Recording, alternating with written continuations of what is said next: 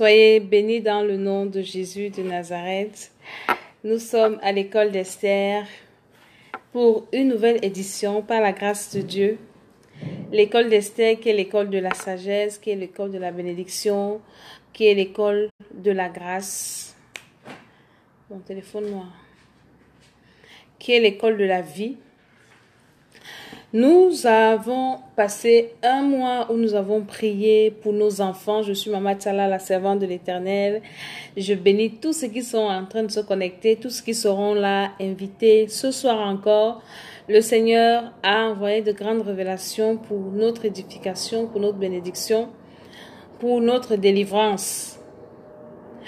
Et nous allons parler des prisons spirituelles. Parce que pendant que je méditais, le Seigneur a ouvert mon esprit, il m'a montré beaucoup de choses concernant les prisons et il m'a dit, beaucoup d'enfants de Dieu n'atteignent pas leur destinée parce qu'ils sont en prison. Et il y a plusieurs types de prisons que nous allons détailler ce soir. Donc, que le Seigneur bénisse tous ceux qui sont là. Nous allons un peu attendre les autres parce que c'est important. Et comme vous le voyez, nous sommes déjà en train d'inaugurer notre studio. Donc, par la grâce de Dieu, nous allons nous en sortir. C'est pas facile, mais le Seigneur est avec nous. Je salue tous ceux qui sont là. Tous ceux qui sont avec nous ce soir, nous allons parler des prisons spirituelles. Cette prison qui t'empêche d'atteindre ta destinée, ces prisons qui t'empêchent de voir la gloire de Dieu, ces prisons qui t'empêchent d'être élevé. Donc, nous sommes en train de souffler un peu en prière et nous allons commencer. Invite quelqu'un ce soir encore. Nous allons beaucoup prier. Je ne suis pas pressée ce soir. Je sais que tu as passé une bonne journée, un bon culte, mais on va beaucoup prier ce soir. Je me suis préparée afin qu'on prie. To your will. Come on, you know it. Just sing it with me. My soul says yes, says yes, says yes. My soul says yes, says yes to your will. Where you lead me, I will follow. When you call me, I will answer. Oh my Lord, please teach me how to know your way. Nous invitons les uns et les autres. I will follow. When you tell me, I will answer. Oh my Lord, please teach me to know your way.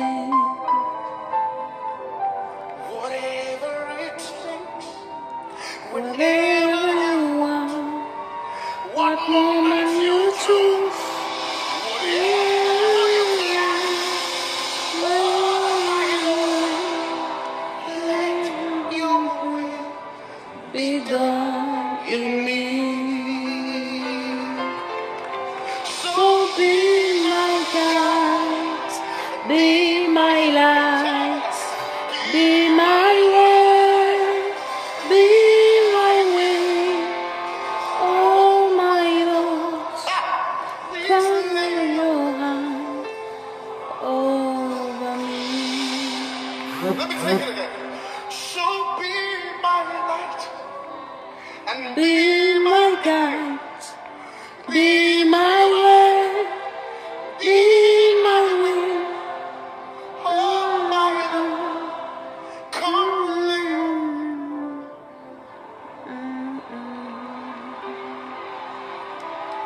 my soul says yes, says yes, says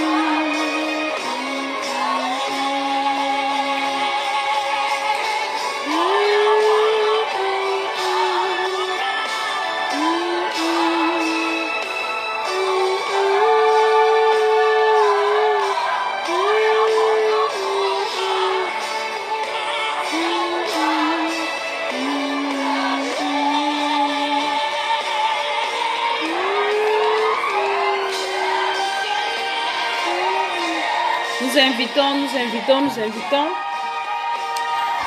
Ce soir, nous parlons des prisons spirituelles. Says yes to your will.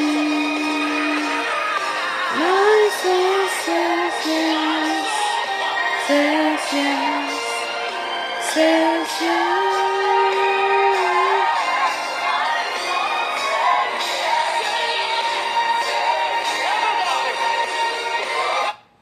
Amen. On va commencer par la prière. Je vais inviter toi et moi qui sommes là à prier, à inviter Dieu dans notre émission, à rendre grâce au Seigneur. Tu vas ouvrir ta bouche et tu vas dire merci au Seigneur déjà pour cette journée où nous étions dans sa maison, pour ceux qui sont déjà enfants de Dieu. Nous bénissons le Seigneur qui a été avec nous. Il a permis que la journée commence, qu'elle s'achève comme elle est en train de s'achever. Il nous a protégés, nous sommes sortis, nous sommes rentrés. Et il permet que cette émission soit là ce soir. C'est une bénédiction, c'est une grâce, c'est un privilège. Et Seigneur, Père éternel, nous venons t'adorer et te dire merci. Nous venons te louer, nous venons te bénir. Parce que tu es notre Père céleste. Merci pour les bénédictions, pour la grâce, pour la journée. Nous demandons pardon pour nos fautes, pour nos manquements. Que le sang de Jésus nous lave, nos corps, nos âmes, nos esprits, nos cœurs, nos pensées, nos émotions. Et que nous soyons libérés encore pour écouter, Seigneur, cette parole. Je viens prendre autorité sur tout esprit envoyé pour venir tourmenter.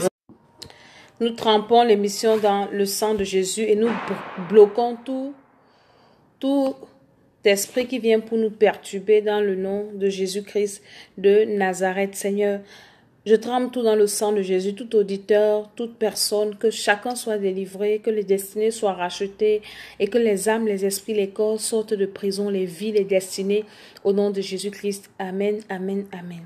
Soyez bénis dans le nom de Jésus-Christ. Je suis Maman Tchala, je suis la servante de l'Éternel. Et par la grâce de Dieu, vous savez, tout est grâce. Pour moi, rien n'est acquis. C'est le Seigneur qui permet. On peut programmer de faire des émissions, mais c'est Dieu qui nous accorde la grâce, le privilège de les réaliser. Parfois, on peut avoir un bon programme, mais après, les temps, les circonstances ne sont pas favorables. Et la Bible dit que notre Dieu est le maître des temps et des circonstances. Ce soir encore, il nous apparaît dans notre studio, il y a des choses qui n'ont pas été en place. Mais j'ai dit, je fais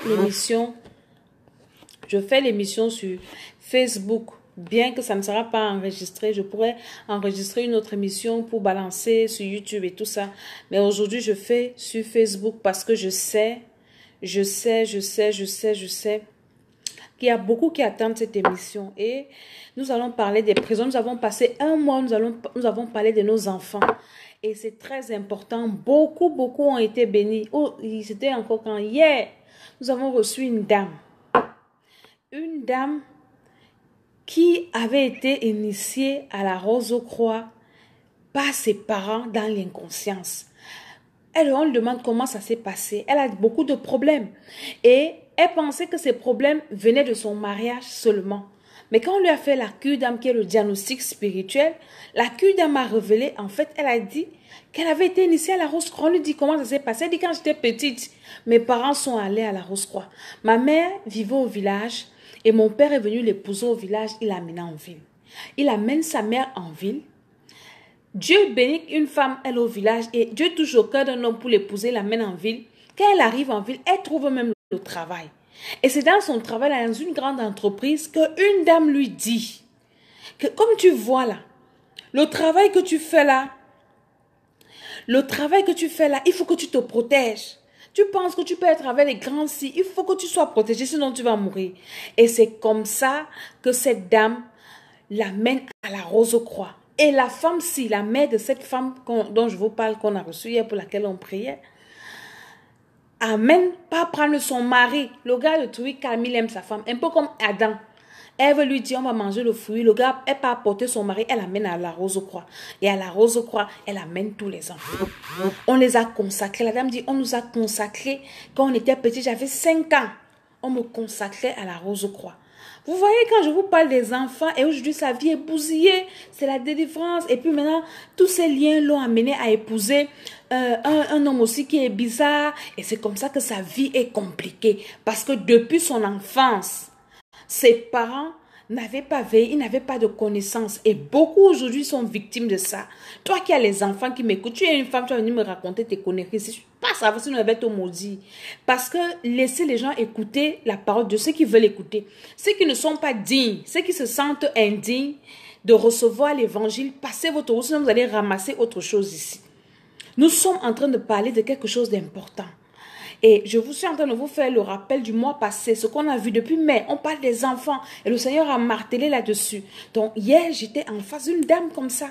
Toute sa vie dans l'eau a bousillé parce que dans son enfance, et elle avait négligé le domaine là. Elle avait négligé cette parenthèse. Et c'est hier qu'on dit, mais voilà le nœud de ton problème. On peut prier, les pasteurs pouvaient prier pour toi, tu n'allais jamais être délivré si ce nœud-là n'était pas défait. Tes parents t'avaient amené. Elle dit, elle avait prêté serment à la Rose-Croix. Elle, jusqu'elle avait levé la main, elle met la main sur le cœur et elle lève la main et on l'avait consacrée à la Rose-Croix. Je ne sais pas là où toi tu as été consacré, là où toi tu consacres tes enfants ou bien là où tes parents ont été consacrés. Et aujourd'hui, toi, une femme, tu vas venir me raconter les conneries ici. Passe ta route. Je m'adresse aux gens qui veulent aller au ciel, aux gens qui ont besoin de racheter leur destinée céleste et terrestre.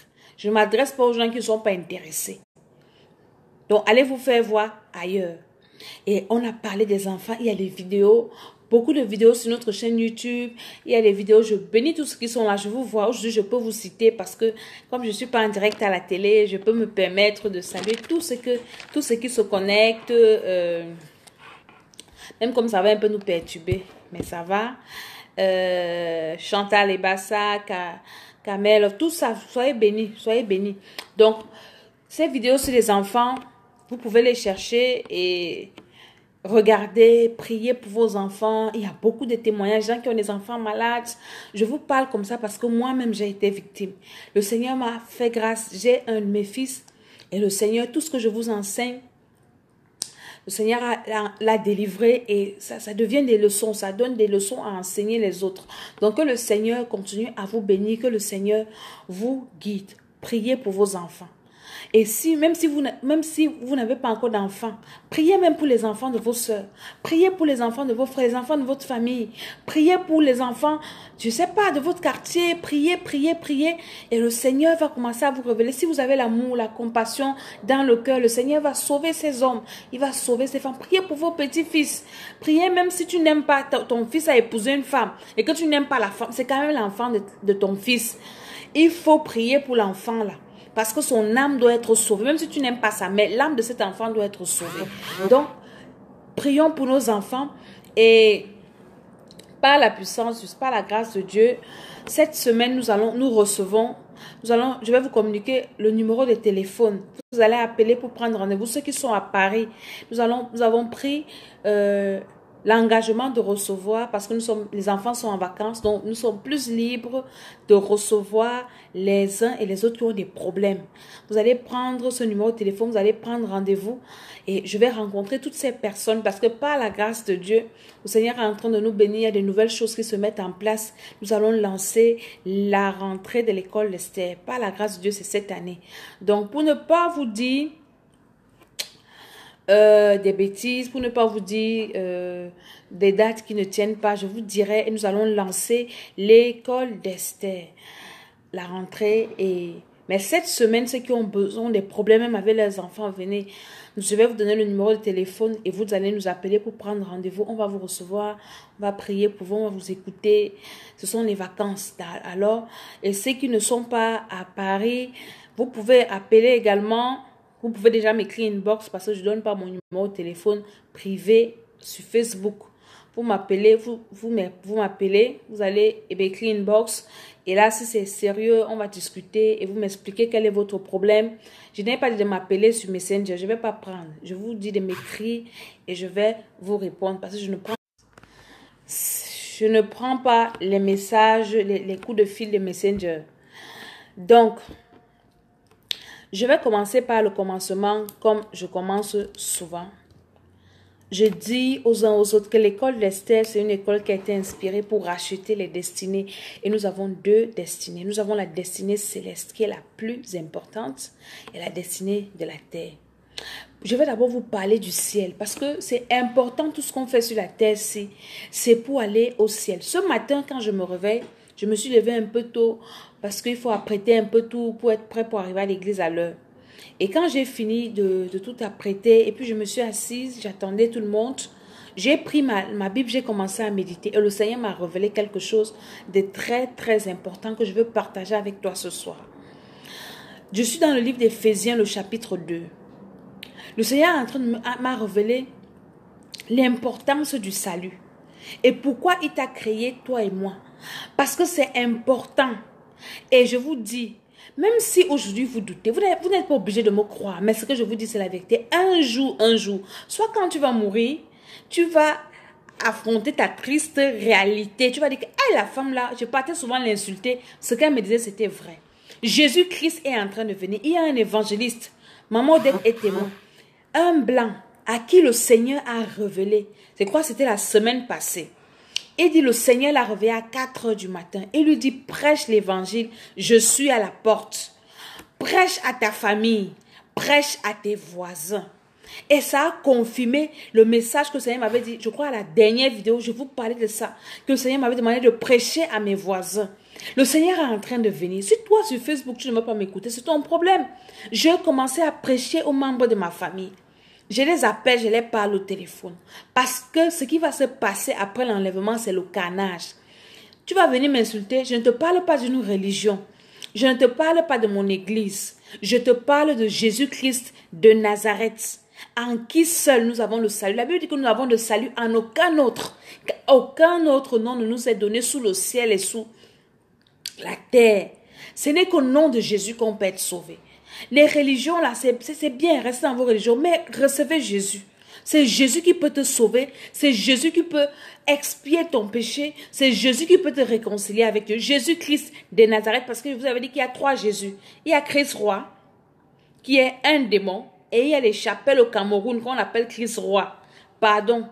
Si vous êtes dans ce genre de religion, sortez déjà. Il y a Jésus de Londres et Jésus d'Afrique. Jésus de Londres, c'est le Jésus que les musiciens chantent beaucoup, là. Jésus de Londres, Jésus d'Afrique. Voilà les Jésus. Moi, je vous parle de Jésus-Christ de Nazareth, le Fils de Dieu, le ressuscité. Il est en train de venir et le Seigneur est en train de révéler à ses enfants qu'il arrive. Le Seigneur est en train de tirer la sonnette d'alarme. Toi qui n'as pas encore reçu Jésus, là, tu dois écouter ce que je te dis. C'est une affaire de ton âme, c'est une affaire d'éternité. C'est une affaire de ta vie après la mort. C'est toi qui choisis. Où est-ce que tu vas passer ton éternité?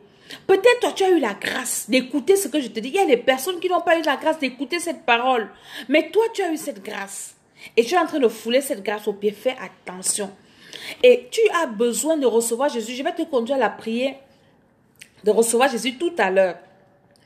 Afin que tu sois réconcilié avec Dieu.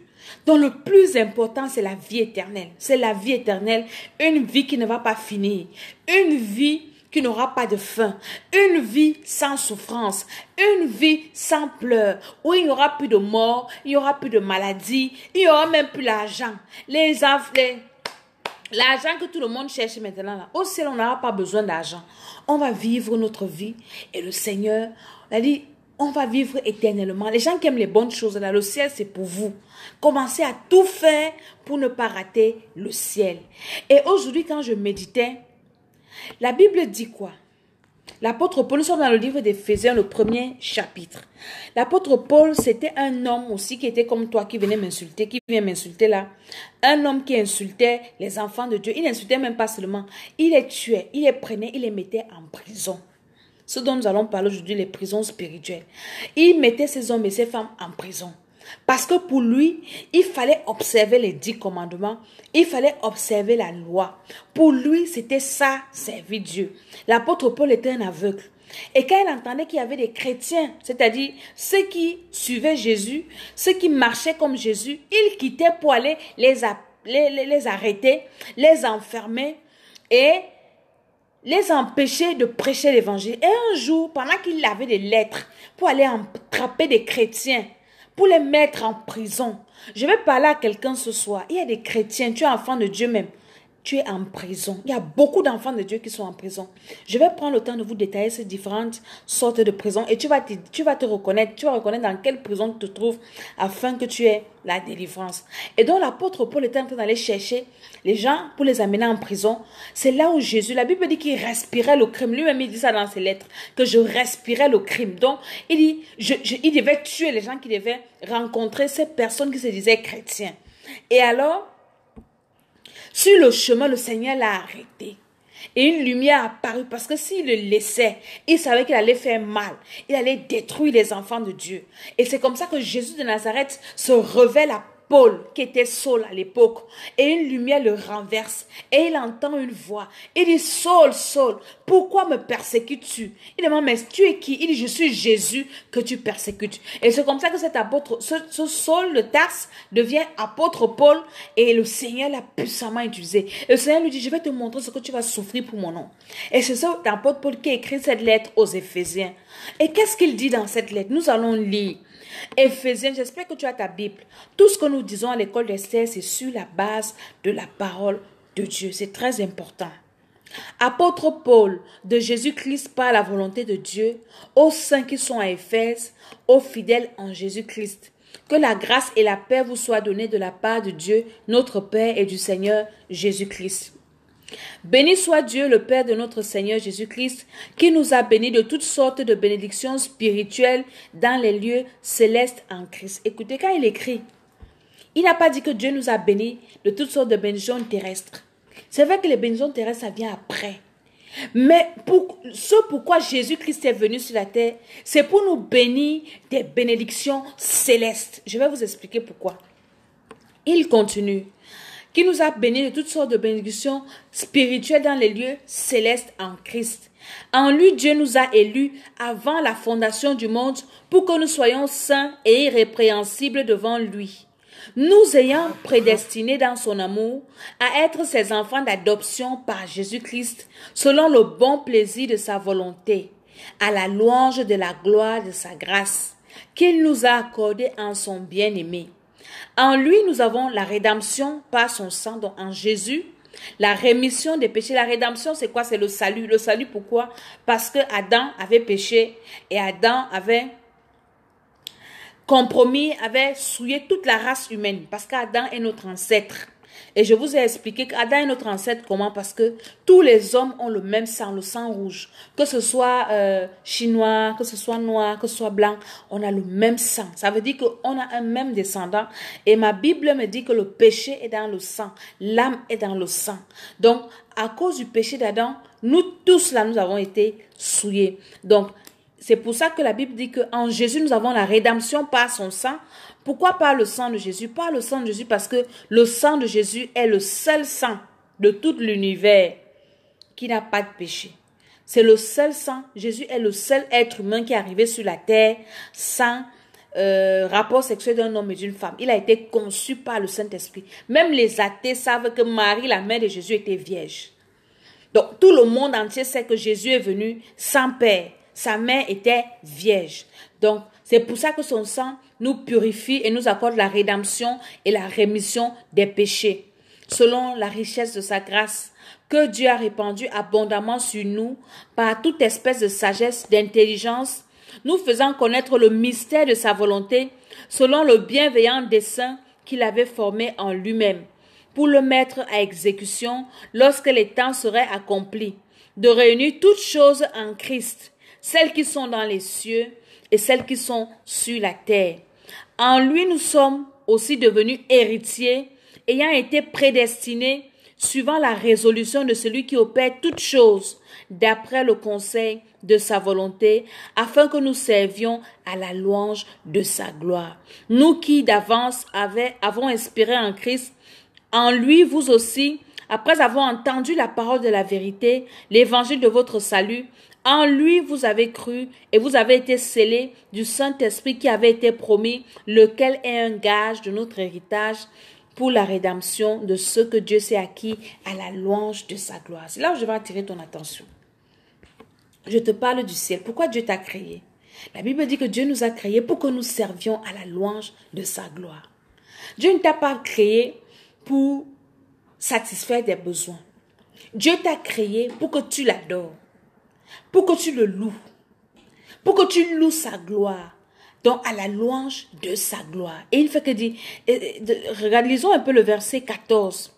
Quand il dit, nous avons été scellés. Donc, après avoir entendu la vérité, parce que pour recevoir Jésus, après le péché, on a été détaché de Dieu.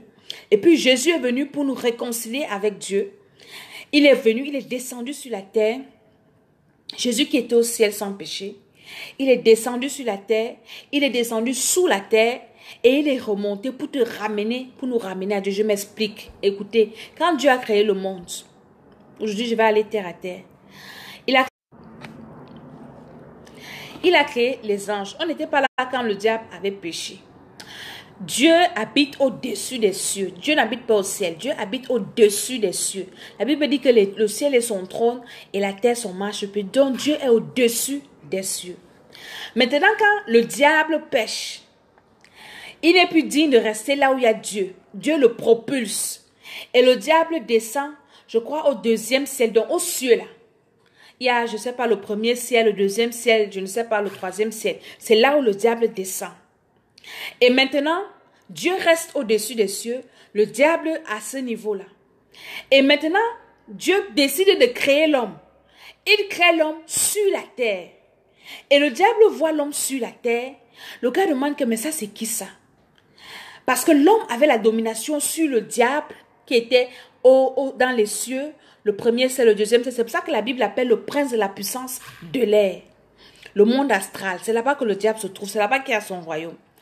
Et il y a aussi l'enfer, il y a le sous-sol, il y a tout ça. Mais l'homme était sur la terre et l'homme avait le pouvoir de dominer le ciel et la terre. L'homme avait ce pouvoir. Maintenant, Satan, par la ruse, est venu récupérer le pouvoir que Dieu avait donné à l'homme. Et maintenant, il a amené l'homme parce que en enfer, c'est-à-dire sous la terre. Et c'était maintenant la position de l'homme parce que l'homme était condamné à la mort éternelle, à la souffrance éternelle après le péché. Maintenant, quand Dieu voit l'affaire, ce n'était pas ça dans son programme. Il a dit, j'ai créé l'homme pour que l'homme m'adore. C'est pour ça que Dieu t'a créé. Pour que tu l'adores, parce que Dieu se nourrit de notre adoration. La Bible dit qu'au ciel, il y a des 24 vieillards qui passent leur temps jour et nuit à adorer Dieu. C'est leur travail. Ils adorent Dieu. Gloire à toi, saint es-tu, saint, saint. C'est tout ça leur travail. Et c'est pour ça que Dieu t'a créé. Dieu a créé Adam pour l'adorer. Et on n'adore pas seulement Dieu en parole. On adore Dieu par notre façon d'être, par notre comportement, notre façon de nous habiller, notre façon de nous mettre. Ça doit adorer Dieu. Et c'est pour ça que le diable, qu'est-ce qu'il fait? Il est très rusé. Il amène même les enfants de Dieu à l'adorer, lui, Satan, de façon inconsciente. Et c'est comme ça que beaucoup iront en enfer parce qu'ils adorent Satan de façon inconsciente. Par leur façon de parler, par leur façon de s'habiller, par leur façon de vivre. Tu adores Satan, mais tu prétends adorer le Seigneur. Et il te fait servir Dieu sous la colère de Dieu. Ça fait que, comme il sait que Dieu est saint, Satan a vécu avec Dieu. Il connaît le Seigneur. Il connaît Dieu. Il sait que Dieu ne va pas admettre quelqu'un dans sa présence avec une tache, avec une ride. Il te dit, va à l'église. Mon frère, prie, lis la Bible, mais ce que tu fais là, tu ne vas pas entrer. Je connais le monsieur, tu ne vas pas entrer. C'est pour ça que nous, enfants de Dieu, nous devons demander la révélation. Et l'apôtre Paul, dans toutes ses lettres, il prie toujours. Il dit que je prie que le Seigneur vous fasse croître dans sa connaissance. Parce que beaucoup d'enfants de Dieu ne croissent pas dans la connaissance de Dieu. Ils ont une petite connaissance de Dieu et ils se contentent de ça. Et ils sont des éternels bébés spirituels et ils ne grandissent pas. Et ils disent que moi je prie. Moi je prie. Prier c'est bien, mais la prière ne va pas t'amener au ciel. Donc, l'homme est descendu en enfer. Je continue mon propos. Et Jésus donc dit, je viens. Jésus descend les cieux des cieux là où se trouve, il arrive sur la terre. Il dépasse le royaume de Satan là, premier ciel, deuxième ciel, il arrive sur la terre. Pour venir chercher l'homme. L'homme n'était plus sur la terre, l'homme était déjà sous la terre en enfer. C'est pour ça qu'il est venu sans péché, il a porté le péché de l'homme. Il est mort, il est allé en enfer chercher l'homme. La Bible me dit qu'il est allé il a prêché aux esprits en prison. Il est allé en enfer. Et il a monté avec l'homme. Et c'est pour ça que Jésus est monté physiquement avec son corps. Quand il est ressuscité, il est sorti de l'enfer avec toi, avec moi. Il est monté, il est arrivé sur la terre. Et maintenant, la Bible dit qu'il est monté au-dessus des dominations. Donc, Jésus a traversé le premier, c'est là où Satan a son règne. Satan n'a pas pu l'attraper. Il a traversé le deuxième ciel. Quand Daniel, on dit dans Daniel, quand Daniel priait, le roi de Perse a intercepté ses prières. Vous pensez que les esprits la vivent où? L'apôtre Paul dit, même toujours dans le livre d'Éphésiens 6, nous avons à lutter, nous n'avons pas à lutter contre la chair ou le sang, mais contre les esprits méchants dans les lieux célestes. Les esprits méchants dans les lieux célestes sont les esprits du diable qui sont dans les cieux là-bas, qui interceptent les prières des enfants de Dieu. Donc le Seigneur Jésus, il est venu pour défier Satan. Il est venu nous récupérer en enfer. Il est arrivé sur la terre. Après, il est monté avec nous. Il a dépassé le premier ciel. Il a dépassé le deuxième ciel. Et il est monté à la droite du Père. C'est pour ça que quand tu es un enfant de Dieu, quand tu ne sais pas qui tu es, le diable te malmène. Il fait de toi ce que tu n'es pas. Nous sommes au-dessus du diable. Si et seulement si nous avons reçu Jésus comme notre Seigneur et Sauveur, nous avons accepté le baptême, parce qu'il y a beaucoup qui m'appellent, qui ont reçu le Seigneur comme je les conduis à recevoir le Seigneur, mais ils refusent le baptême, ils doutent. J'ai été baptisé quand j'étais bébé, mon ami, on ne baptise pas les bébés. Le baptême veut dire, même dans le dictionnaire français, que immerger, on te trempe, on te fait ressortir. Tu meurs avec Christ, tu te ressuscites. Tu ressuscites. Tu n'es pas baptisé, Dieu ne te connaît pas. Tu dois naître d'eau et d'esprit. Et Jésus est monté avec nous.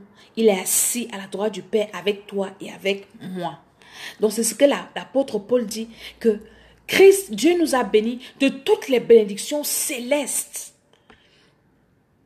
Si tu as les bénédictions célestes, est-ce que tu peux courir après les bénédictions terrestres, puisque nous savons que le spirituel domine le matériel?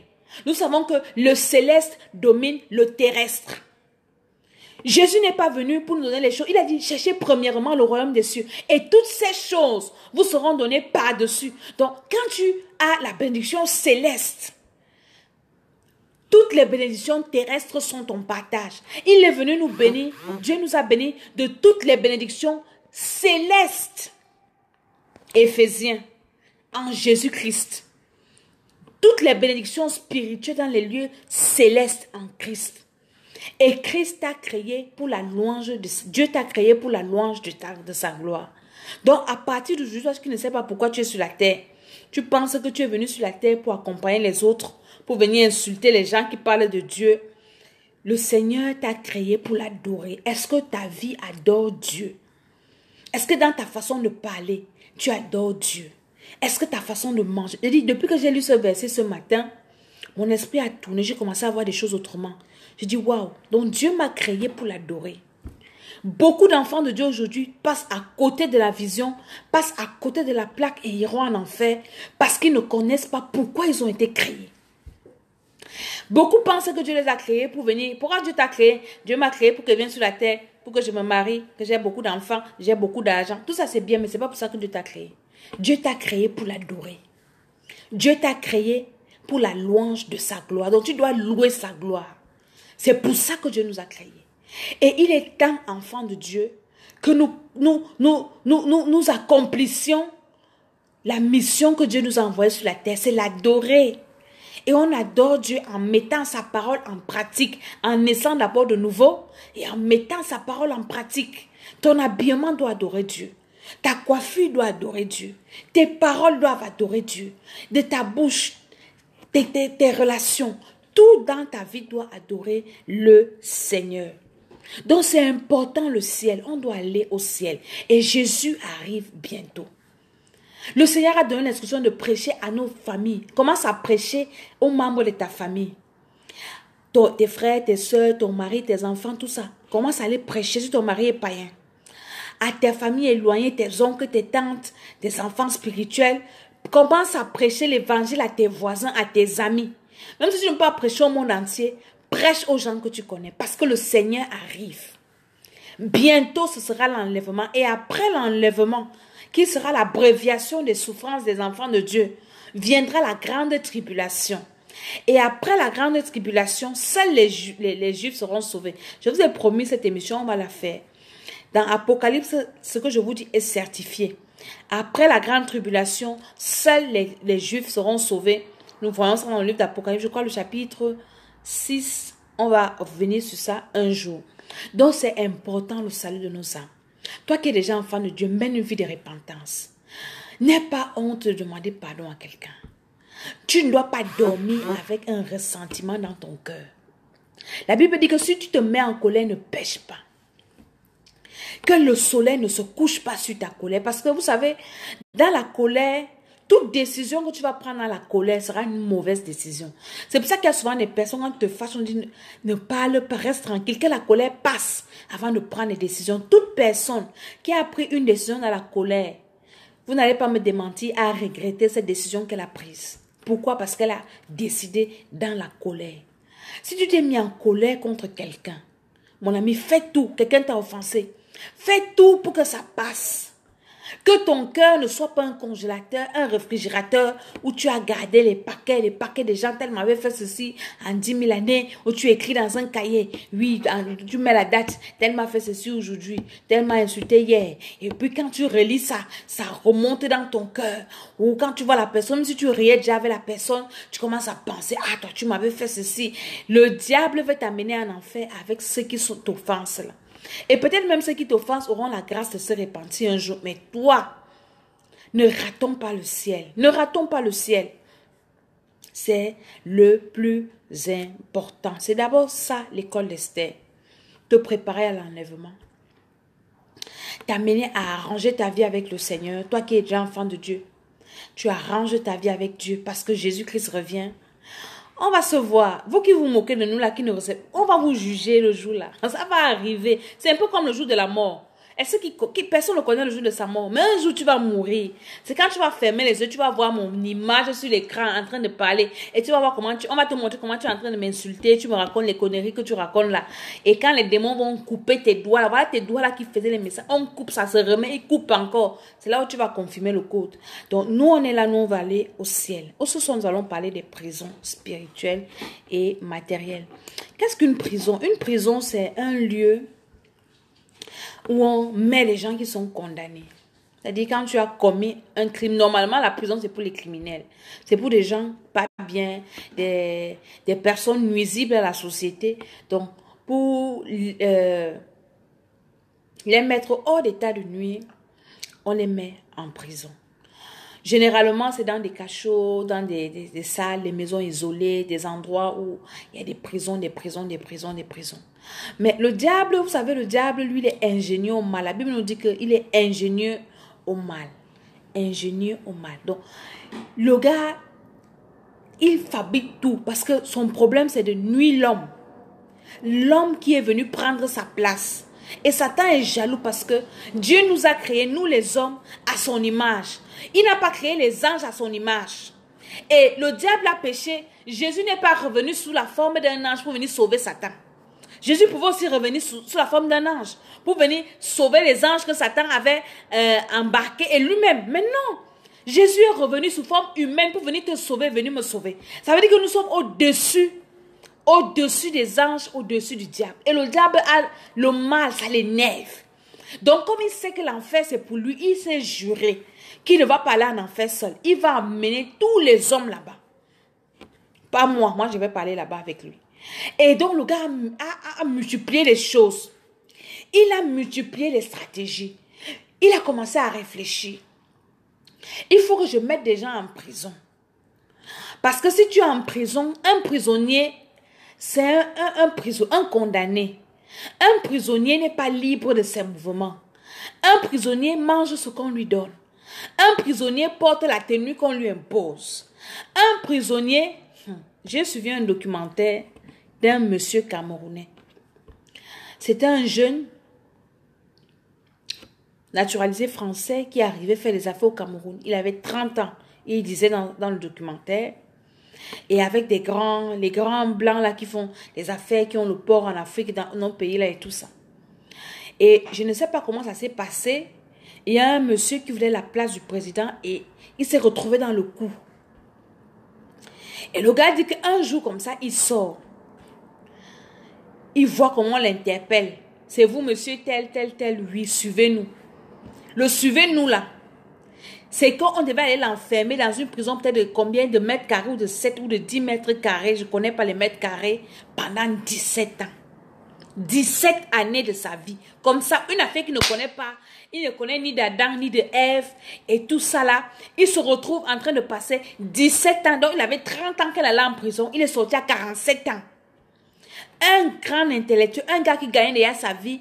Un gars qui soutenait sa famille. Et on te met dans une prison.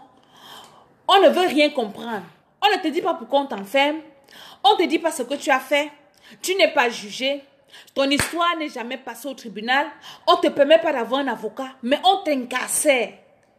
Et pas dans les prisons de tout le monde. Tu es seul dans ta prison. Tu ne vois pas le dehors. Tu es là comme ça. 17 ans. Quand le monsieur parlait. Ah là là. Je suis restée comme ça. Je dis 17 ans. Il est sorti de là. Avec le cerveau même qui avait déjà bougé. Paralysé même. Il marche avec des béquilles. 17 années de sa vie comme ça. Qu'est-ce qu'il va devenir? Il a tout perdu. Ses comptes, on a tout bloqué. Ses relations, tout le monde l'a abandonné. Mon ami, c'est la même chose. Quand tu es en prison, que ce soit spirituel, que ce soit physique, tout est bloqué. Tu vas tout perdre. Et c'est comme ça que Satan met les uns et les autres en prison. Il peut mettre d'abord la première prison dans laquelle Satan nous a mis. C'est quand Adam a péché là, que j'étais en train de vous expliquer au début. C'était ça la première prison, la séparation avec Dieu, le péché originel. On était condamné à la prison de l'enfer. Et Jésus-Christ a vu l'affaire ci. Il dit, j'ai créé l'homme libre. J'ai créé l'homme, je l'ai mis dans le jardin d'Éden. Il devait cultiver, il devait vivre heureux. Il devait causer avec moi quand il voulait. Mais là, l'homme est en prison parce que Dieu ne cohabite pas avec le péché. Et il fallait que le sang coule. Il fallait qu'un sac pur assouvisse la justice de Dieu. Et c'est pour ça que Jésus-Christ est descendu pour venir nous libérer de cette première prison. Et dans cette première prison, pour sortir de là, il faut naître de nouveau. Toi qui n'es pas encore né de nouveau, tu es un prisonnier. Tu es un prisonnier de Satan. Mais il y a des prisonniers qui se plaisent dans leur prison. Ils sont contents. Ils sont déjà habitués. Ils savent que leur cas ne va jamais changer. Et parfois, ils sont même inconscients. Il y a des gars, ils sont inconscients. On les a fait un lavage de cerveau. Donc, toi qui n'es pas encore né de nouveau, tu es un prisonnier. Et c'est la première prison dont tu dois être délivré.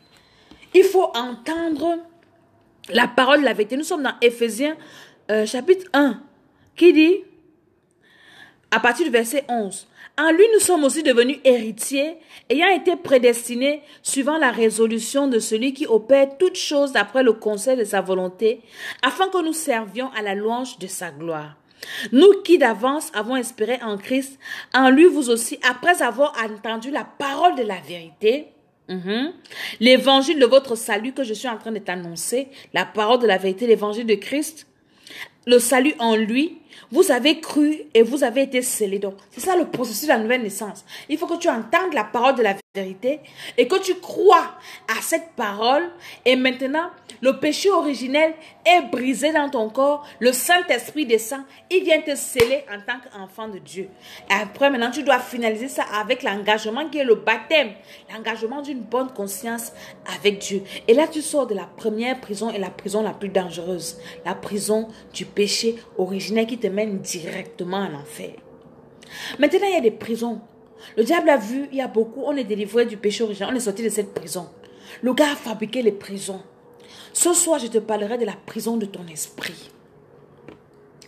L'apôtre Paul, toujours, a parlé de ces choses dans le livre de Galates chapitre 5. Galates chapitre 5, où il parlait des fruits de la chair. Mon ami, quelqu'un qui ment, il est content qu'il ment alors que c'est un prisonnier. Ton esprit est en prison. Tu es un prisonnier de Satan. Tu passes ton temps à voler. Tu es un prisonnier de Satan. Et c'est que tu lui appartiens. Même si tu es né de nouveau, tu t'es remis en prison. Parce qu'après la nouvelle naissance, après le salut que Jésus nous apporte, nous avons un modèle de vie à suivre. Nous devons suivre comme Christ. Christ est venu nous sauver. Maintenant, pour nous ramener là où il est parti, il faut qu'on suive son chemin, sinon Satan va nous intercepter en route. Et beaucoup d'enfants de Dieu aujourd'hui disent que nous sommes libres, il y a la liberté dans le Seigneur. Toujours Galate a dit que Ne faites pas, Christ vous a franchi pour la liberté, mais ne faites pas de cette liberté, Galates 5, un prétexte de vivre selon la chair. Quand tu vis encore selon la chair, tu es un prisonnier. Commence à t'identifier. Il y a des personnes qui sont prisonnières de leur langue, la façon de parler, son langage. Il ne peut pas faire une phrase sans insulter quelqu'un. Il ne peut pas faire une phrase sans se moquer, sans critiquer, sans dire des grossièretés. Tu es un prisonnier. Ton esprit est en prison. Et quand tu es ce genre de prisonnier, tu ne peux même pas prier. Un prisonnier ne peut pas prier. Tu vas prier quoi? Dès qu'on te parle de Dieu, comme ceux qui viennent m'insulter là, vous êtes des prisonniers. Vos esprits sont en prison. Et je vais prier tout à l'heure pour ceux à qui le Seigneur fera grâce de libérer vos esprits en prison. Tu vas te rendre compte, quand on parle de Dieu, ça t'énerve. Excusez, ce sont les sectes qui font les lavages de cerveau. Pourtant, toi, ton cerveau est bien lavé, savonné, avec les conneries. On t'a donc fait le vrai lavage. On a enlevé tout ce qui est bien pour mettre les bêtises. Tu es un prisonnier. Et on appelle ça les liens comportementaux. Tu as des liens, des mauvais comportements. Là, ce n'est pas encore ça, mais ça veut dire que ton esprit est en prison. Les fruits de la chair, tu vis n'importe comment. L'impudicité, le mensonge, les excès de table. Tu vas voir une femme qui mange. Qui mange comme ça, je me demande que c'est comment. Elle mange avec les deux jours. C'est quoi? Tu es un prisonnier, tu es une prisonnière de beaucoup de choses. Et il y a beaucoup de prisons comme ça. Et maintenant, le diable peut aussi mettre ton âme en prison. Les gens qui ont les âmes en prison sont les gens qui sont, c'est-à-dire, qui ont des choses à l'intérieur qu'ils n'arrivent pas à extérioriser. Des grands hypocrites. Il a une rancune dans son cœur. C'est dans son cœur, personne ne voit. Parce que la prison de l'esprit, quand ton esprit est en prison, tu manifestes des comportements de la chair. Et c'est visible. On voit comment tu mens, on voit comment tu réagis. C'est ton esprit qui est en prison. Mais quand ton âme est en prison, ce sont des choses que tu rumines dans ton cœur, à l'intérieur de toi. Si tu as des choses comme ça, tu es rancunieux, tu es colérique, on te fait quelque chose, tu ne parles pas, tu gardes ça. Ton âme est en prison. Tu as besoin de la délivrance. Parce que tu appartiens à Satan. Dès que tu fermes l'œil, même si tu as confessé Jésus, même si tu t'es baptisé, ton âme est en prison. Satan, dès que tu fermes l'œil, il te récupère, tu lui appartiens. Tu es son captif, tu es son prisonnier. Il y a maintenant des personnes qui ont les corps en prison. Par une maladie. Tu es prisonnier des médicaments. Tu es prisonnier d'une situation. Tu es prisonnier des dettes. Tu es prisonnier du célibat. Tu es prisonnier de la sorcellerie de ta famille. Tu rêves que tu es en prison. Tous les jours, tu es en tenue de classe. Tu es un prisonnier. Tu es en Europe, tu rêves que tu es dans ton village. Tu vis aux États-Unis, tous les jours, tu rêves que tu es en famille en Afrique. Tu pars au champ, tu causes avec tes frères au village. Mon ami, ton esprit est en prison. Toi, destiné en prison.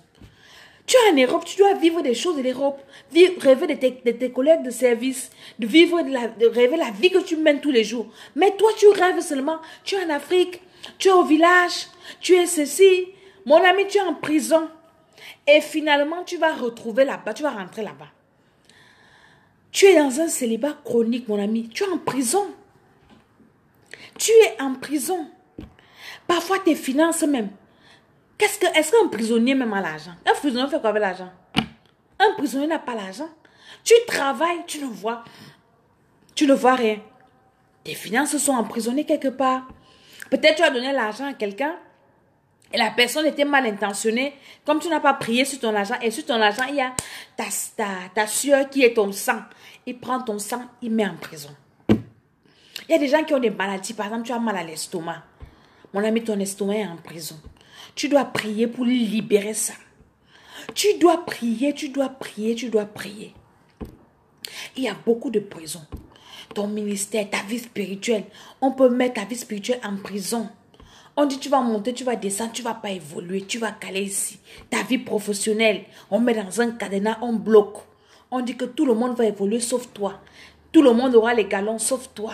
Tout le monde, peut-être c'est ta fécondité, ta procréation. Tout le monde aura des enfants sauf toi. Tout le monde aura l'argent sauf toi, tu ne vas rien faire avec. Ta vie en prison.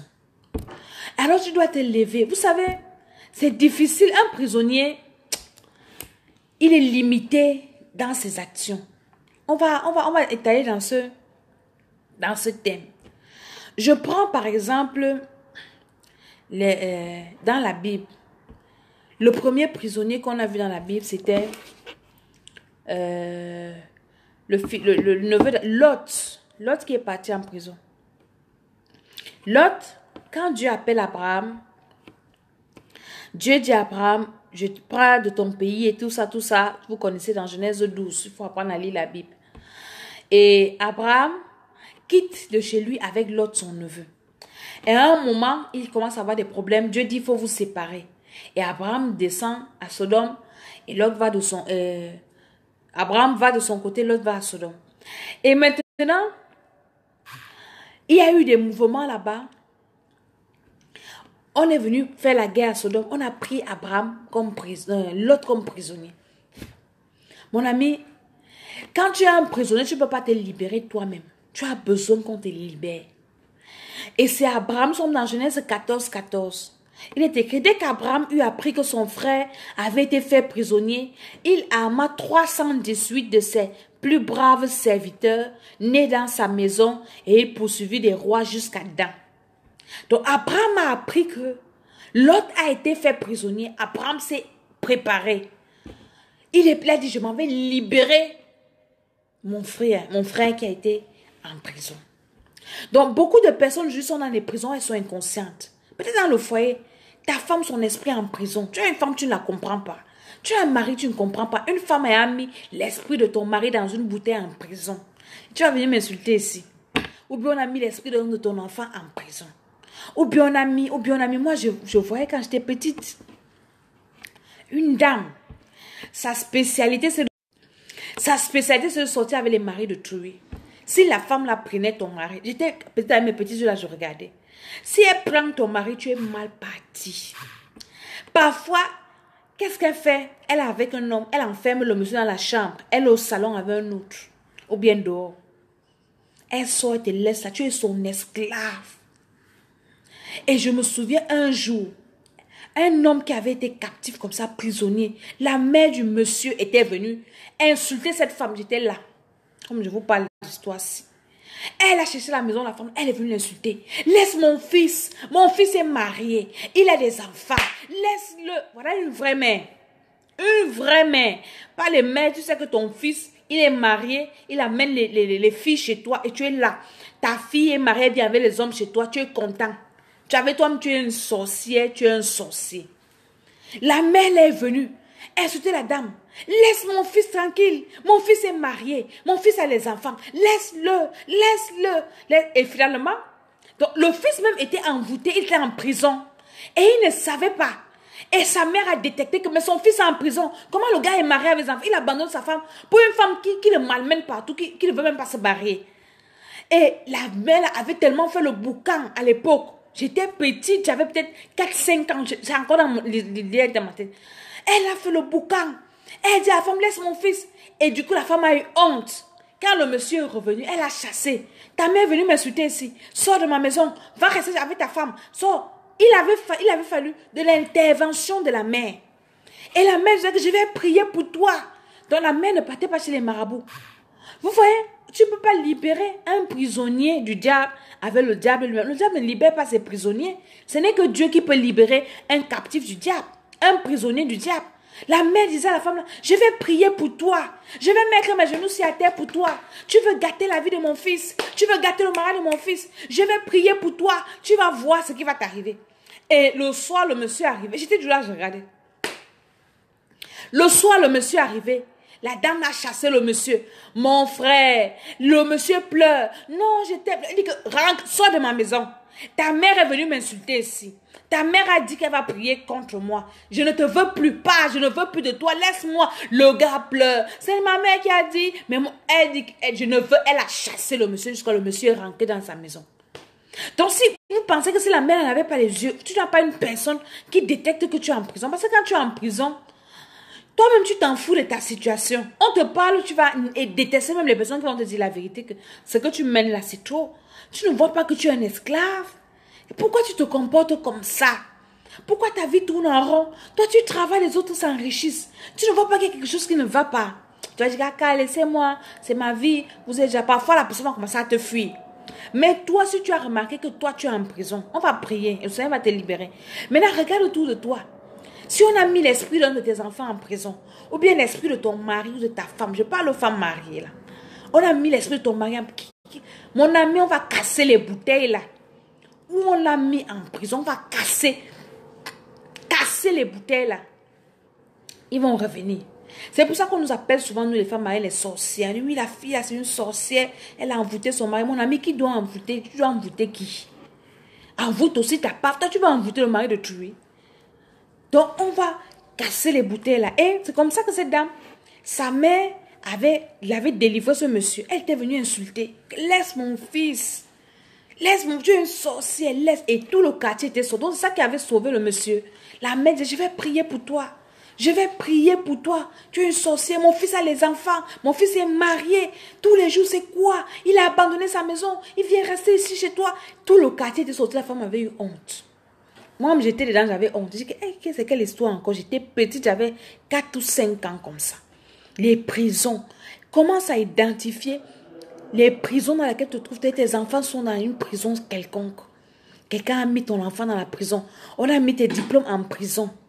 Moi, j'ai déjà vu quelqu'un. Il a eu un doctorat en physique. Mention très bien. Mais le gars, là, son travail, là où il partait travailler, on ne lui donnait pas 50 000 francs CFA. Ça fait même pas 100 euros. Doctorat en physique. Je sais qu'il y a des gens qui ont fait la physique.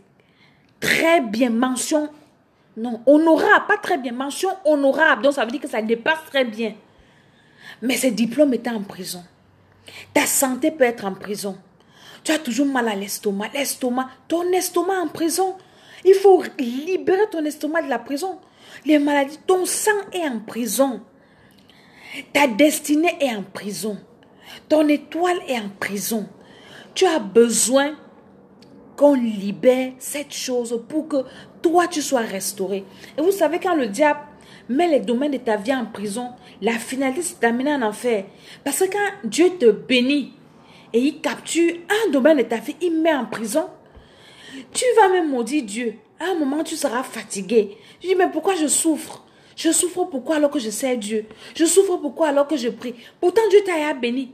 Maintenant, il faut réfléchir pour que... Allez, il te faut la révélation pour être libéré. Et un prisonnier ne peut pas se libérer seul. Tu as besoin d'une intervention. Et nous allons prier pour ça. Je crois que je pourrais m'arrêter là. J'ai beaucoup de témoignages à vous raconter.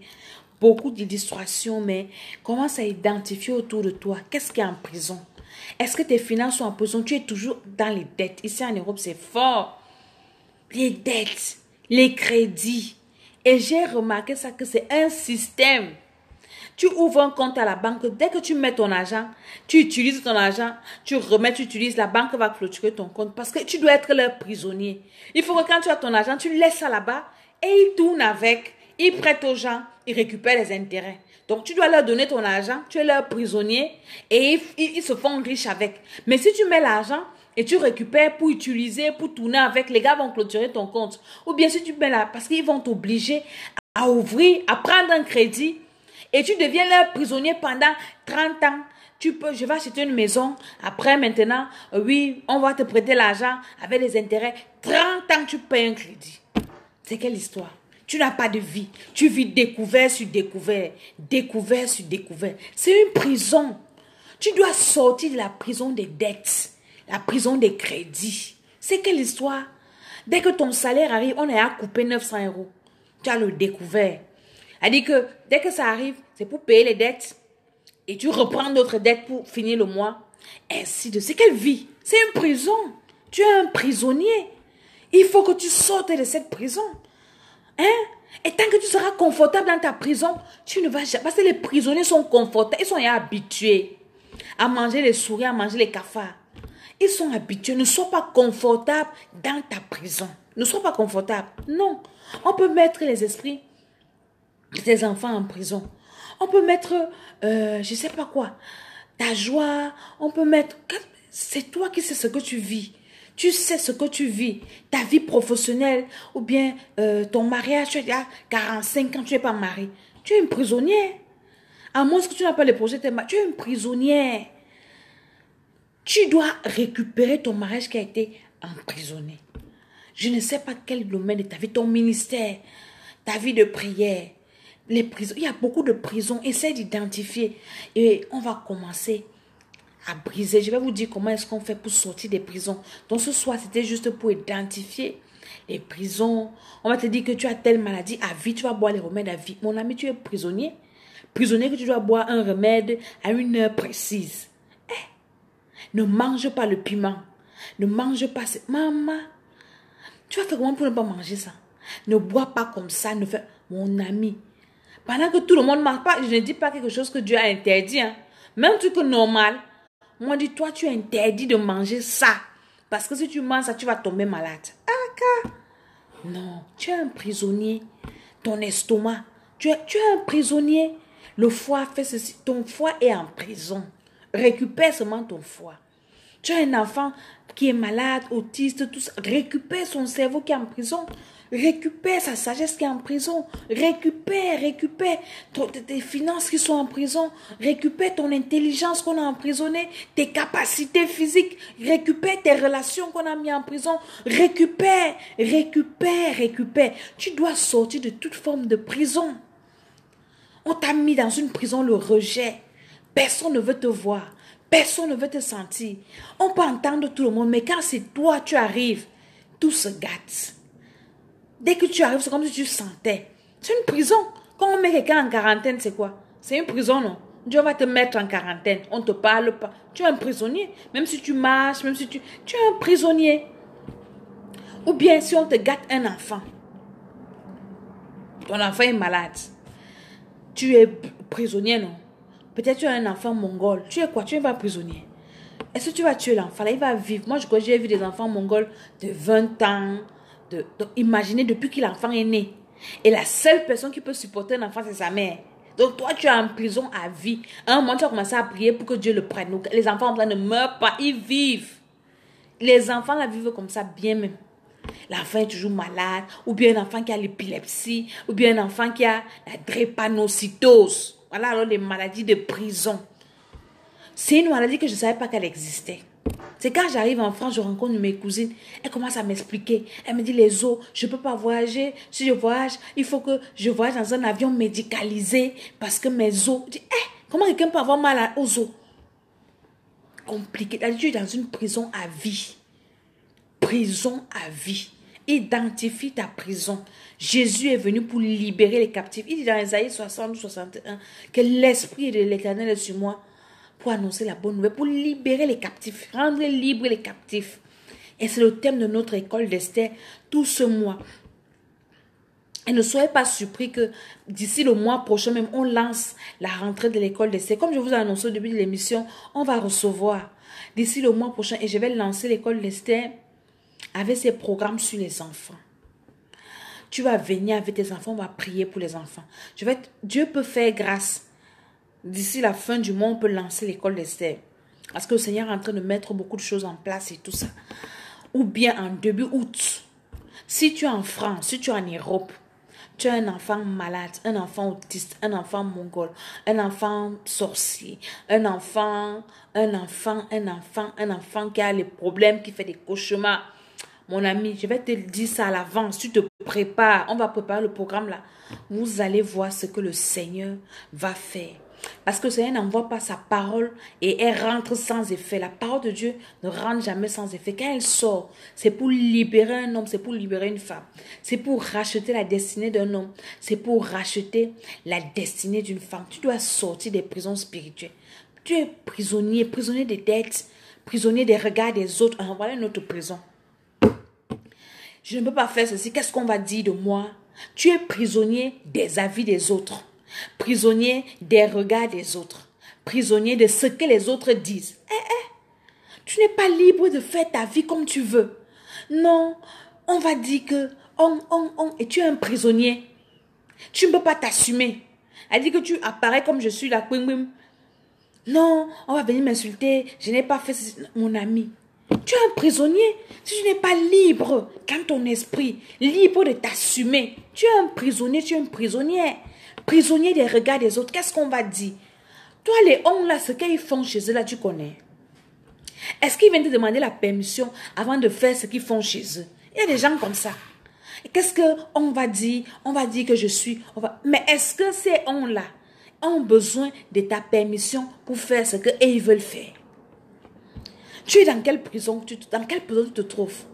Prisonnier, non. Si je fais comme ça, on va dire que ma belle famille va dire que si je ne peux pas ça chez mon ami, est-ce que ce qu'ils font chez eux, tu connais? Donc, nous sommes dans beaucoup de différents types de prisons. Chacun reconnaît la prison dans laquelle il se trouve. Prisonnier des regards des autres. Prisonnier des paroles des autres. Prisonnier des avis des autres. Donc, c'est quand on t'aime que tu es content. Oui, on m'a aimé aujourd'hui. Ou bien quand on vient, on t'apprécie, tu es contente. Oui, on m'a apprécié. Mon ami, insulte-moi, je m'en fous de toi. Si je suis d'accord avec Dieu, c'est tout pour moi et c'est bien comme ça. Parce que quand tu es en accord avec Dieu, tu ne feras pas à ton prochain ce que tu n'aimes pas. Parce que tu vas faire ce que Dieu dit. Et Dieu te dit d'aimer ton prochain comme toi-même, de ne pas faire autrui ce que tu n'aimerais pas qu'on te fasse. Donc du coup, quand tu es en accord avec Dieu, tu mets sa parole en pratique. Donc si moi je sais que j'ai mis sa parole en pratique et que toi ça ne t'arrange pas, mais c'est ton problème. C'est toi qui es prisonnier. C'est ton esprit qui est en prison. C'est ton âme qui est en prison. C'est ton corps qui est en prison. Moi, avec Dieu, je suis en paix. Je ne vais pas dire oui, non, je vais venir prêcher, on va m'insulter, femme ne prêche pas, c'est ton problème. Je m'en fous de ce que tu dis. Je fais ce que Dieu me demande de faire. Nous devons sortir des prisons. Prisons spirituelles. Il y a beaucoup d'enfants d'aujourd'hui qui sont dans des prisons à cause de beaucoup de choses. Parce qu'ils ne prêchent pas l'évangile. Et tu es dans la prison. Nous avons vu dans les enfants de Dieu qui ont été emprisonnés. On va aller jusqu'aux apôtres qui étaient en prison. Hein. Il y a l'apôtre Paul qui était en prison, l'apôtre Pierre qui était en prison. Son comportement, qu'est-ce qu'il a fait qu'il sort de prison? Il y a des gens qui sont dans leur prison et ils sont confortables. Il y a des personnes que Dieu met en prison. Dieu permet que tu vas en prison parce que tu refuses de le servir. Tu te dis prêche, tu refuses. Il te met dans une situation calée. Les hommes de Dieu vont prier. C'est Dieu qui t'a mis en prison.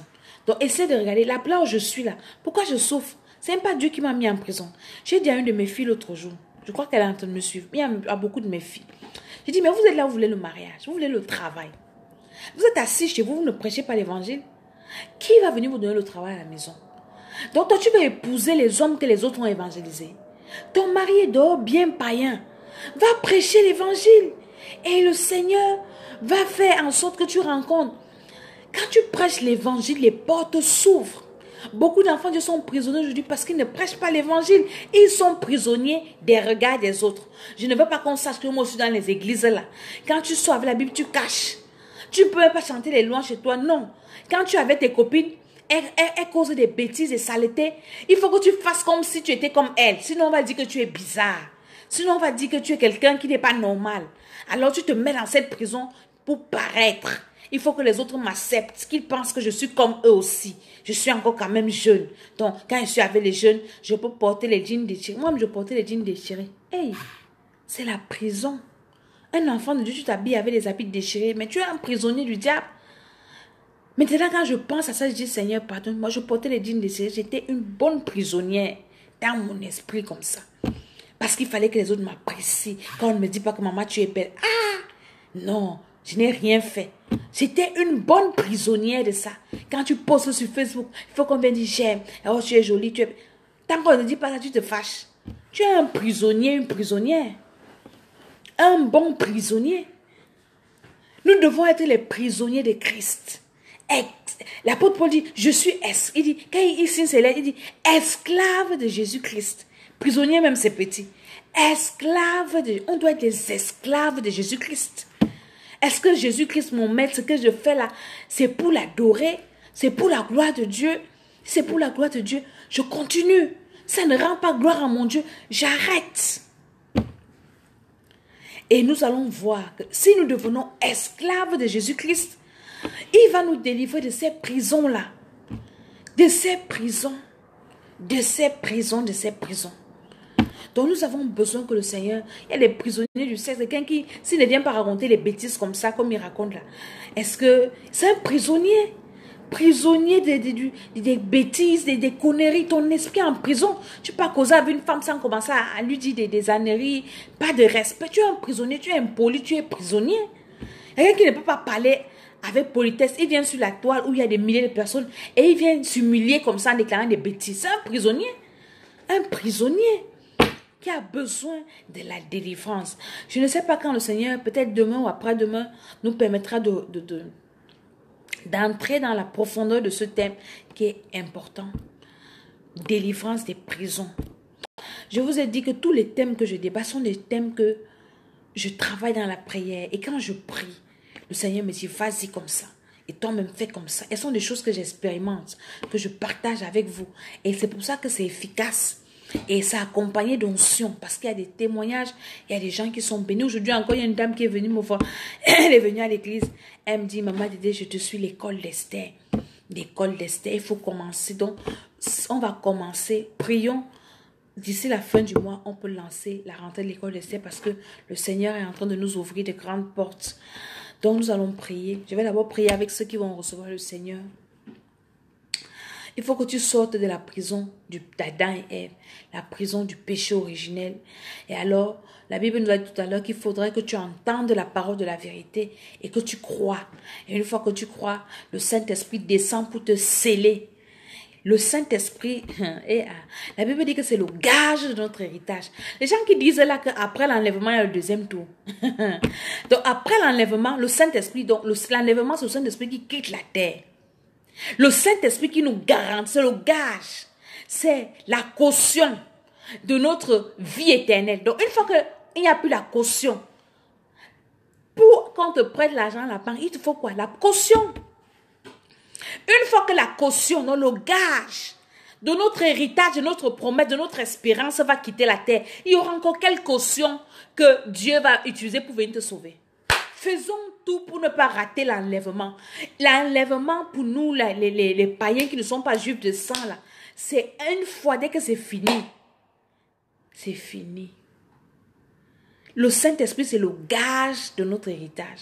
Le gage de notre salut. Donc, dès que tu reçois Jésus, Dieu te scelle. Le péché originel détruit parce que le Saint-Esprit ne descend pas sur quelqu'un qui a encore le péché originel. Le péché originel détruit. Le Saint-Esprit te scelle. Tu reçois le tampon de Dieu. 777. Le Saint-Esprit te scelle. Tu deviens enfant de Dieu. Et puis maintenant, tu peux concrétiser ça par l'engagement. Je m'engage à servir Christ, à être esclave de Christ. Dans le nom de Jésus. Donc, on va faire cette prière. Tu vas dire, Seigneur Jésus, j'ai entendu ta parole ce soir. Je crois que tu es venu me sauver. Et je veux te recevoir comme mon Seigneur et Sauveur personnel. Accepte-moi dans ton royaume. Écris mon nom dans ton livre de vie. Lave-moi de mes péchés. Le péché originel, pardonne-moi et délivre-moi. Des péchés de mes ancêtres, pardonne-moi et délivre-moi. Et de mes péchés personnels, au nom de Jésus-Christ. Je veux te recevoir, je t'accepte. Saint-Esprit, scelle-moi. Parce que je sais que tu es le sceau de Dieu. Et tu es le gage de mon salut. Au nom de Jésus-Christ. Amen, amen, amen, amen. Maintenant, je prie pour toi qui as reçu le Seigneur. Je prie que le Seigneur te pardonne tes péchés, péchés originels, ancêtres et personnels. Que ton sang soit lavé par le sang de Jésus. Et que le Saint-Esprit descende sur toi pour te sceller, pour te mettre le cachet de Dieu par la puissance du Saint-Esprit. Et tu es déjà enfant de Dieu. Que le Seigneur te conduise là où tu vas être baptisé. Au nom de Jésus-Christ. Amen. Nous, à Paris, ici, on va baptiser, je crois, le 21 juillet. Le 21 juillet, je vais vous donner le numéro de téléphone de notre siège. Et vous allez nous appeler pour prendre des rendez-vous. Pour ça, c'est le numéro du bureau. Plus 33 01 30 11 18 85 plus 33 1 30 11 18 85. Donc vous appelez là Et on va vous donner, s'il faut prendre rendez-vous, vous allez prendre rendez-vous. Toutes les informations à Paris, les adresses, tout. C'est à ce numéro, je le mettrai au bas de l'écran. Et il faut venir. Maman Dédé va vous recevoir. Et à l'homme de Dieu également, on va prier pour vous. On va vous délivrer. On va prendre le temps, ce sont les vacances. Vous allez partir en vacances avec les démons. Le diable ne connaît pas les vacances, pardon. Si tu peux chercher ta délivrance, c'est important. Il y a des gens qui vont me dire que la délivrance n'est pas importante. Tu n'es pas délivré, tu es un prisonnier de Satan, tu vas aller en enfer. Parce que les liens là vont te rétimer, vont te réclamer, vont te tirer. Et puis tu n'es pas délivré, tu n'es pas libre, tu ne peux pas servir Dieu quand tu n'es pas libre. Quand ton esprit n'est pas libre, tu ne peux pas servir Dieu. Ton âme n'est pas libre, tu ne peux pas servir Dieu. Quand dans ton corps ça ne va pas, tu ne peux pas servir Dieu. Si tes finances sont en prison, tu vas servir Dieu avec quoi? Tu vas maudire Dieu. Tu vas commencer à haïr ceux qui sont bénis, à haïr les riches. Je vais mettre le numéro sous l'écran. Je reprends, c'est le plus 33 1 30 11 18 85. Plus 33 1 30 11 18 85. Donc, vous appelez à ce numéro. Vous allez avoir tout ce que vous voulez. Si vous voulez parler avec moi, je serai au bureau tous ces jours-ci. J'attends beaucoup de fils. Et ceux qui ne peuvent pas appeler, écrivez-moi une box. Messenger, ne m'appelez pas par là, je ne vais pas prendre. Écrivez, je vais répondre. Il y a des têtus, il faut qu'on m'appelle. Donc, on va faire ça comme ça. Mais là, on va prier alors. On va prier pour ceux qui se sont retrouvés dans une prison quelconque. Tu vas prier afin que le Seigneur te libère. Que le Seigneur qui a permis que tu écoutes cette parole, qu'il te révèle l'endroit où tu es prisonnière. Il y a des femmes qui sont prisonnières de beaucoup de choses. Hein. Prisonnières de beaucoup de choses. Tu es une femme, tu sais de quoi tu es prisonnière. Que le Seigneur te délivre. Tu ne peux pas te passer de quelque chose. Tu es une prisonnière de cette chose. Que le Seigneur nous délivre des prisons. Tu ne peux pas te passer de mentir. Tu ne peux pas te passer. Tu es prisonnière. Tu sors avec le mari d'autrui. Tu es une prisonnière. Tu es une prisonnière. Condamnée. Oui, 1, 30, 18. C'est ça le bon. Sois béni. Et Elfie au Boro là. Tu es une prisonnière. Tu sors avec un homme qui te voit seulement la nuit. C'est la prison. Est-ce qu'un prisonnier soit en journée? Un prisonnier, c'est les cachettes. Cachette, cachette. Dieu doit te libérer de ça. Si tu n'es pas marié, que tu sois avec le mari de tout, Dieu a donné ta part. Tu es un prisonnier, une prisonnière. Et les prisonniers sont condamnés. Si tu n'as pas la grâce, tu vas mourir en prison, exécuté. Il faut avoir le courage. Que Dieu nous aide. Nous allons prier. Et si Dieu permet, demain je pense pas. Après-demain, nous allons faire détailler encore et prier. Que Dieu nous bénisse. Ouvre ta bouche, commence à dire au Seigneur, Seigneur, j'ai entendu ta parole ce soir. Tu as révélé par la bouche de ta servante que je me trouve. Il y a des domaines de ma vie qui sont en prison. Seigneur, je prie au nom de Jésus que tu me révèles tous les domaines de ma vie dans lesquels je suis en prison. Tu es peut-être prisonnière d'un mari de nuit. Tu ne peux pas te séparer de ça. Tu as les couches de nuit, c'est une prison. Tu manges dans les rêves, tu es prisonnier. Ton esprit est en prison des mauvais rêves. Que le Seigneur te libère. Dis, Seigneur, libère-moi des esprits. Libère mon esprit de la prison. Seigneur, révèle-moi dans tous les domaines dans lesquels je suis encore emprisonné. Seigneur, mon Dieu, libère-moi et révèle-moi. Parce que tant que ce n'est pas révélé, on ne peut pas t'aider. Seigneur, révèle-moi. Tous les domaines de ma vie qui sont en prison, ma santé, ma beauté physique. Libère-moi, Seigneur. Libère-moi, Seigneur. Libère-moi, Seigneur. Libère-moi, Seigneur. Libère-moi, Seigneur. Seigneur, libère-moi. Libère-moi. Commence à prier. Demande au Seigneur de libérer ton esprit de la prison, de libérer ton âme de la prison, de libérer ton foyer de la prison. Libère, Seigneur. Libère-moi au nom de Jésus. Libère mes finances, Seigneur. Libère ma vie de prière. Libère mes mains. Tes mains, tu travailles, tu ne vois pas l'argent. Tes mains sont enchaînées. Tu es un prisonnier à les menottes. Est-ce que tu peux travailler avec les menottes? Tes mains sont en prison, tes pieds en prison. Libère, libère, Seigneur. On est en train de supplier Dieu.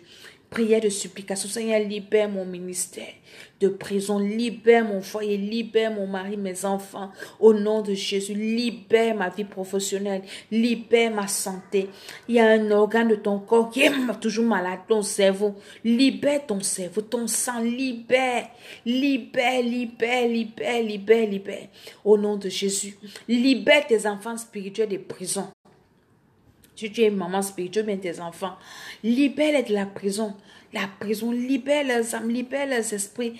Nous devons mener une vie de prière, intercéder pour les autres. Prier pour les autres avec amour. Tant que tu pries pour les autres, Dieu aussi, il te bénit. Donc tu dois libérer ta vie de la prison. Tu es dans une prison. Une prison de quoi? Une prison des papiers. Ici, là, en Europe, c'est compliqué. Il y a des gens qui sont en prison. Tu n'as pas les papiers. Tu es dans un pays, par exemple, à Dubaï. À Dubaï, ils ne donnent pas les papiers aux gens, aux étrangers. Donc, tu payes ton visa. Quand ton visa finit, tu dois rentrer. Et si tu dépasses les jours de ton visa, le jour où tu vas sortir, on commence à calculer. Le jour que tu vas sortir de Dubaï, si tu as fait 2 ans, tu vas payer beaucoup d'argent. Donc, il y a des gens qui sont calés à Dubaï, il n'y a pas rien pour payer. Ils sont calés dans un pays, il n'y a pas les papiers. Tu ne peux pas sortir. Tu ne peux rien faire. Tu es en prison. Le Seigneur peut te délivrer de toutes ces sortes de prisons-là. Ou bien tu as menti, tu as une fausse identité et tu es prisonnier de ta vie. Ou bien, il y a trop de choses, trop de choses. Tu es dans une relation, tu es prisonnier de cette relation. Une relation coupable. Je n'ai pas dit que tu vas partir divorcer, que une relation coupable. Et le Seigneur doit te libérer. Donc nous allons prier pour que le Seigneur nous libère de toutes les formes, les prisons sataniques de nos familles. Il y a des familles où on a mis les gens en prison, les hommes en prison, ne doivent pas se marier, personne ne va travailler. Il y a beaucoup de sortes de prisons. Et le Seigneur va te révéler toutes les prisons dans lesquelles tu te retrouves. Tu vas les répertorier. Et c'est selon ces prisons-là que tu vas orienter tes prières. Donc, je vais m'arrêter là aujourd'hui. Je vais mettre toutes les adresses au bas de l'écran. Je suis Mama Talla. Que le Seigneur te bénisse. Médite le livre d'Éphésiens, le 1er chapitre. Et le Seigneur va te révéler beaucoup de choses. Tu as été créé pour la gloire, pour louer la gloire de Dieu. C'est tout. Que le Seigneur te bénisse. À bientôt. Au revoir.